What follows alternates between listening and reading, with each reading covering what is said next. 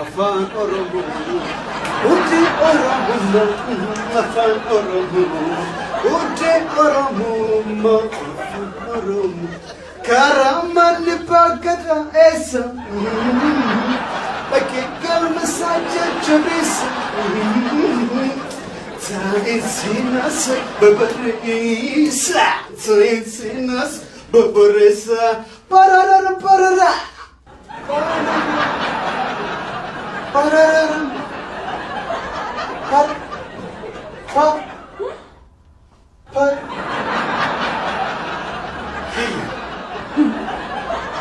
Buyuun guyyaatti namummaa haaraa natti agarsiistanii? Eenyummaa haaraa na barsiisaa jiru. Akkam akkamsi godhame?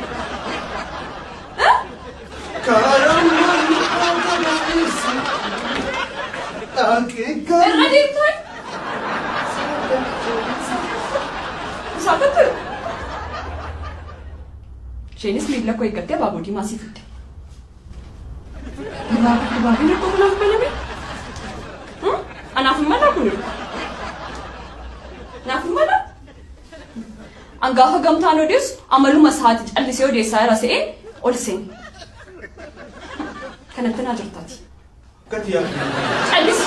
Hirkoo afaan itti naasuuf hin qabdati. Sin argadha. Bara meeqan dhuguma gowwaasi se'ee dhuguma mala qabda seensii wajjin rakkachaa ture. Kun naaf hin malu. Ani immoo callisi hirkoo. Naan deebisi. Naan deebisi. Garuu akkati yaadde miti ishee baga hojii bakka hojii kana baga banatti jettee naaf fidde. Dhugaatti akka yaade miti. Abaaboo diimaadhaan baga hojii banatte siin jetti. Akkasi miti? Akkasii amanuu barbaadda. Isa adiitti jijjiirsifachuu nan danda'a. Dhugaa kana booda gurra ittis dhaggeeffadhu qabu. Ani dhimma guddaa sin mariisuuf ture kan eeguuf. Ulfaadhu hirko. Galatoom. Galatoom. Tiyya. Tiyya. Tiyya. Tiyya.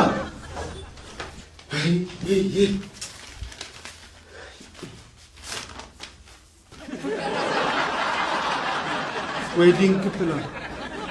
Karoora cidhaatu kaa. Karoora cidhaa. Hiikoo dhugumaa baalchaa saafoo. Uffata aadaa.